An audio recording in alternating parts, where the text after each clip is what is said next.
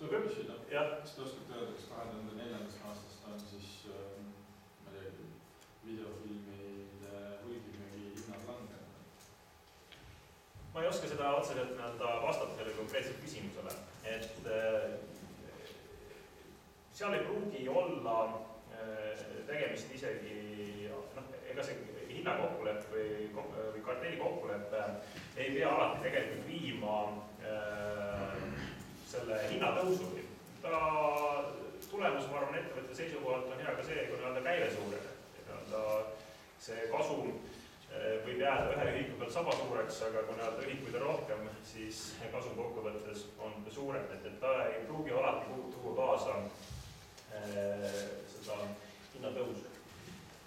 Nii, võib-olla teine juhtum, mis on nüüd ka kindlasti meedias rohkem tähelepanu leidnud, on seotud siis aktsiaseltsiga Spacecom ja selle juhatuse esimehega.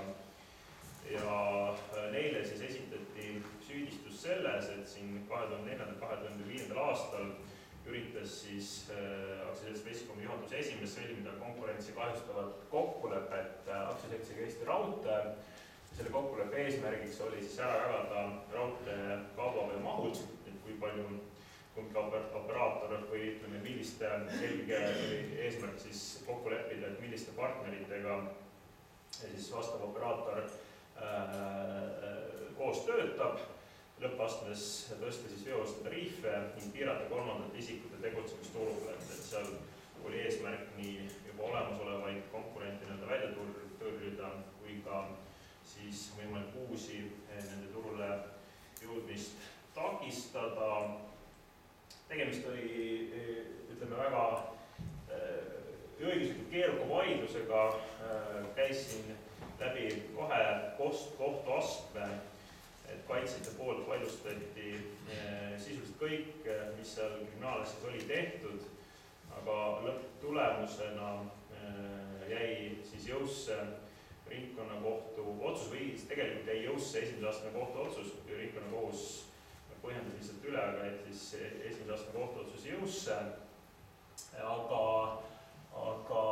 mille üle kindlasti prokuratuuril oli hea meel ja samas prokuratuur vaidlustas ka omalt poolt selle kriminaalasja tehtud kohtuotsuse eelkõige karistuste pärast, kuna meie arvates tundusid need liiga leebed, aga meie argumendid ringkonnakohtus ei leidnud siis toetust. Nii et lõppkokkuvõte oli siis selline, et juriidilise isikule mõisteti karistuseks 500 000 krooni ja juhatuse esimehele siis füüsilise isikuna, kuna see oli seotud tema keskmise päeva sissetulekuga umbes 180 000 Eesti krooni karistust.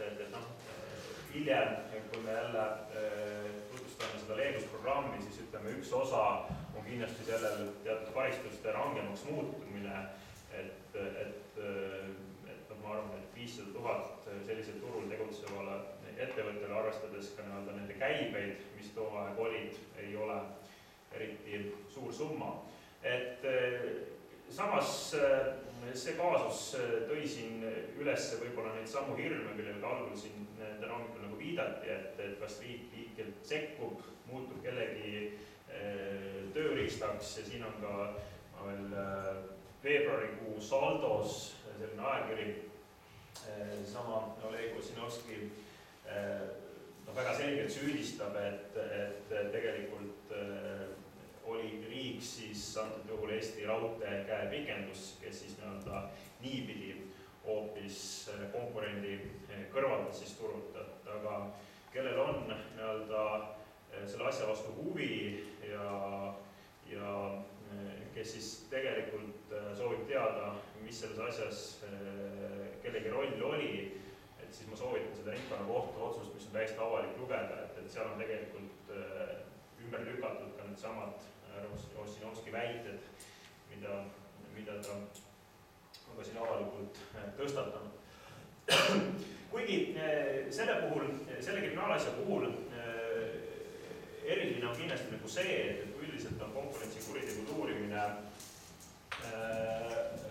Konkurentsiameti pädevuses, siis seda konkreetset kriminaalasja uuris kaitsepolitsei, eelkõige siis seetõttu, et tegemist oli Eesti jaoks väga olulise infrastruktuuri ettevõttega, tegemist ja sellisel infrastruktuuriga seotud majandusharus konkurentsi kahjustamine võib kaasa tuua ka teatud julgeolekuprobleeme, seetõttu siis leiti, et kaitsepolitsei on õigem seda menetlema, kuna seal oli vaja teha teatud toimingud, mida Konkurentsiamet ei olnud õigustatud tegema. Nii palju sellest siis viimasest süüdimõistvast kohtuotsusest, ehk siis eelmine aasta, sisuliselt aasta tagasi see kohtuotsus jõustus. Ja pooleli olevad menetlused, et hetkel siis selle aasta alguses on kohtusse jõudnud veel 2 asja. Siis esimene on seotud sellise riigihankes osalemisel tehtud kokkuleppega, kus siis kooskõlastati hinnad. Tegemist oli siis teatud maantee ehituse või renoveerimiseks mõeldud riigihankega, kus siis tegelikult see hanke väljakuulutaja ise hakkas kahtlema, et 2 osalist tõenäoliselt on hinnapakkumisi kooskõlastanud, kuna need olid sisuliselt identsed. Seal on veel huvitav asi nagu see, et kuigi ja seetõttu siis see teine valitsus kõrvaldas nad selle riigihankes, ütles, et tegemist on kooskõlastatud pakkumisega. Nad kaebasid edasi riigihangete ametisse ja riigihangete amet tegelikult lubas nad sinna riigihankesse tagasi põhjendusega, et see, et isegi kokkuleppe see hinnad on suhteliselt identsed ja tähendab seda, et oleks tõendatud veel hinnakokkuleppe kui selline. Aga pärast seda pöörduti Konkurentsiametisse ja Konkurentsiamet alustas kriminaalasja, mille käigus siis tõesti tuli välja, et ka reaalselt oli hinnakokkuleppe sõlmitud. Selle tõenditeks leiti ka vastavad kirjalikud materjalid meilivahetuse ja muude asjade näol. Ja selle puhul on üks huvitav asi ka see, et kuigi seda veebisprogrammi hetkel veel õiguslikult ei eksisteeri, siis menetlusseaduses paar sellist võimalust on. Ja siin ühe osalise suhtes, kes tegelikult kasus koostööle õiguskaitseasutustega menetlus lõpetati, kohtu alla anti 1. Ja teine, ütleme, on selline vähem tähtsam asi, õiguskaitseasutuste pilgune läbi, kus siis tõesti on tegemist sellise fiktiivse pakkumisega hinnakokkuleppe näol maakonna arendusstrateegia riigihankega seoses.